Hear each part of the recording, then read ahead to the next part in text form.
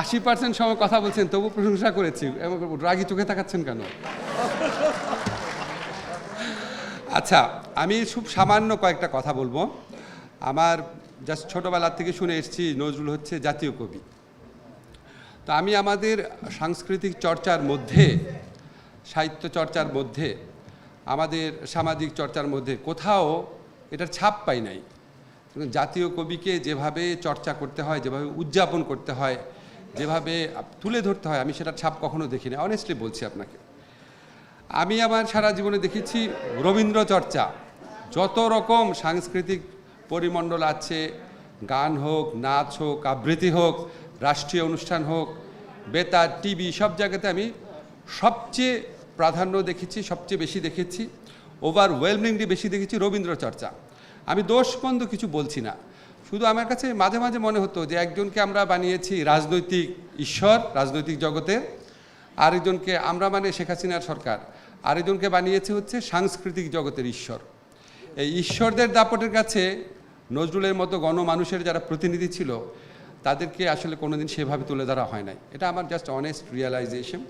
তবে আমার নিজের কাছে মনে হয়েছে আমাদের জাতীয় জীবনে আমাদের যে রাজনৈতিক চরিত্র রয়েছে, আমাদের যে সামাজিক চরিত্র রয়েছে, এই রাজনৈতিক সামাজিক চরিত্রে নজরুল অনেক অনেক বেশি রেলিভেন্ট, কারণ উনি বিদ্রোহের কবি। আমরা বারবার বিদ্রোহ করি। আমরা যখন সব মানে কি বলবো আশা হারিয়ে ফেলেছিলাম অধিকাংশ মানুষ, এবং আমরা যখন নিয়তির মতোই ধরে নিয়েছিলাম যে হিসাব করতাম যে 2042 নাকি 82, আর গুনতাম কত বয়স হলে একজন মানুষ আসলে স্বাভাবিক মৃত্যু হয়, এটা গুনতাম আর কতদিন। এবং মাঝে মাঝে আমি দুঃখ করে বলতাম যে আমার মনে হয় উনি আমাদের সবাইকে আউটলিভ করবে। আউটলিভ করা তো বুঝছেন আর কি, আমরা মরে যাবো কিন্তু উনি বেঁচে থাকবে। এবং দিনে দিনে কিন্তু বয়স কম ছিল ওনার।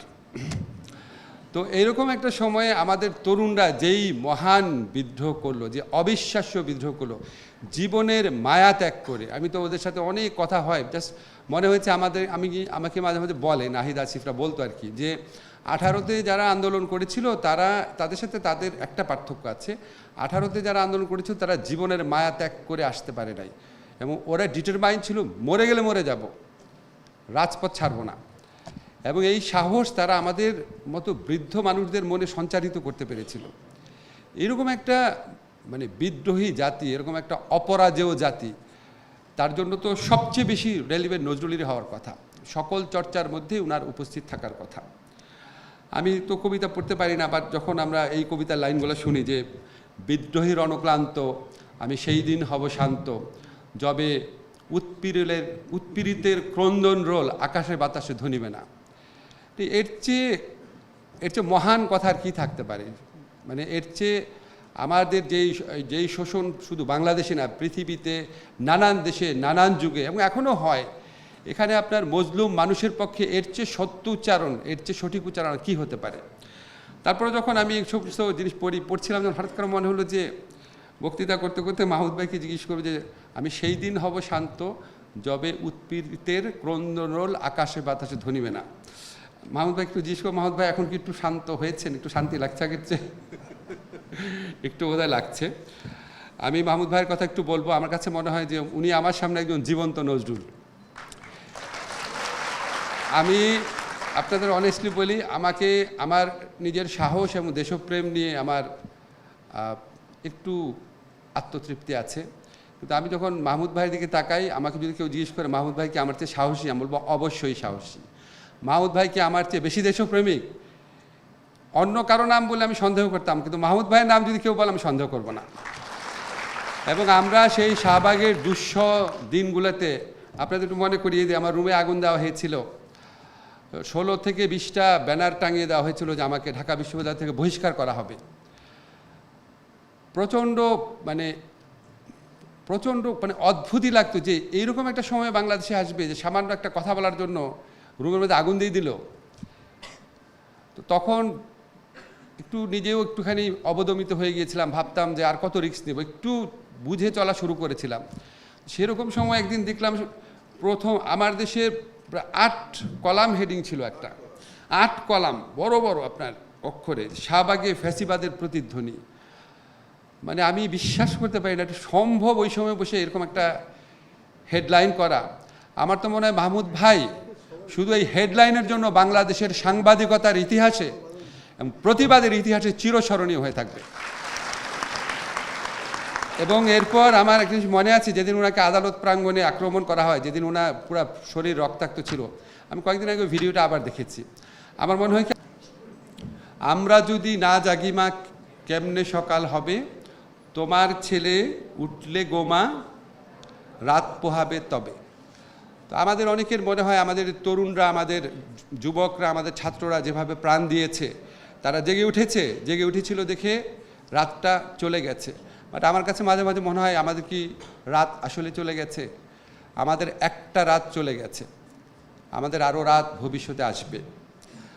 আমাদের এখানে এই রাত আনার যে এজেন্টরা তারা সক্রিয় আছে। কাজে আমাদের যে দীর্ঘস্থায়ী রাত যারা উপহার দিয়েছিল, যারা চাপিয়ে দিয়েছিল, আমাদের অবশ্যই তাদের বিচার করতে হবে।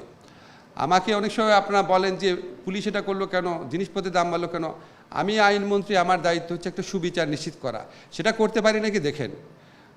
যতদিন বেঁচে আছি এই লক্ষ্য থেকে বিন্দু মাত্র বিচ্যুত হব না। যারা জুলাই হত্যাকাণ্ড করেছে অবশ্যই বাংলাদেশে তাদের বিচার হবে, অবশ্যই তাদের বিচার হবে। আমাদের এখানে আরেকটা সাংস্কৃতিক লড়াই রয়েছে, এখানে শিবলিরা রয়েছে, আব্দুল হাই শিকদার ভাই রয়েছে, মাহমুদ ভাই রয়েছে। আমাদের এখানে আমি কোনো শত্রুতা বশত বলছি না, আমাদের দেশের সর্বক্ষেত্রে বিশেষ করে সাংস্কৃতিক অঙ্গনে যেভাবে ভারতীয় আধিপত্যবাদ প্রতিষ্ঠা করা হয়েছে, অবিশ্বাস্য মাত্রায় চলে গেছে। মাহমুদ ভাই নিশ্চয়ই আপনি 3 মাসের মধ্যে টের পাচ্ছেন।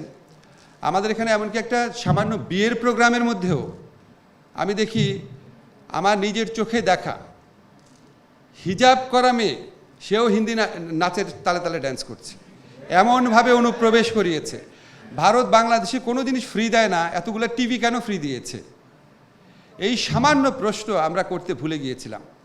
তো এই সাংস্কৃতিক আধিপত্যবাদের বিরুদ্ধে লড়াই করতে হবে কোনো অন্য দেশের প্রতি শত্রুতা থেকে না, নিজের আত্মপরিচয়, নিজের আত্মমহিমা, নিজের আত্ম অহংকারকে বোঝার জন্য। এই লড়াই মাহমুদ ভাইয়ের পত্রিকা অব্যাহত রাখবে, জুলুমের বিরুদ্ধে পত্রিকার লড়াই অব্যাহত থাকবে, এটা কামনা করছি। নজরুল ইনস্টিটিউটে আমাদের বন্ধুরা আছে, বাংলা একাডেমিতে বন্ধুরা আছে, সমস্ত ক্ষেত্রে নজরুল চর্চাটা শুরু হবে এবং এই চর্চাটা খুব আনন্দময়ভাবে করতে হবে। আব্দুল্লাহ শিকদার ভাই বললো না যে চাপিয়ে দেওয়া না, চাপিয়ে দেওয়ার পরিণতি কি হয়? এই শত শত মূর্তি ভাঙার মধ্যে তো আপনারা দেখেছেন। চাপিয়ে দেওয়ার দরকার নেই, এটাকে আনন্দময়ভাবে, উপভোগ্যভাবে, সবার কাছে অংশগ্রহণমূলকভাবে সবার কাছে জিনিসটাকে স্প্রেড করতে হবে। আমরা আমাদের তরুণদের মধ্যে স্বতঃস্ফূর্তভাবে যে দেয়াল লিখন দেখেছি, এই দেয়াল লিখনের ভাষা বাংলাদেশের প্রতিটা প্রান্তরে নিয়ে যেতে হবে। আমি আর কিছু বলবো না। ভবিষ্যতে মাহমুদ ভাই বলছে যে উনি আব্দুল্লাহ শিকদার ভাইয়ের পরে বক্তৃতা দিবেন না।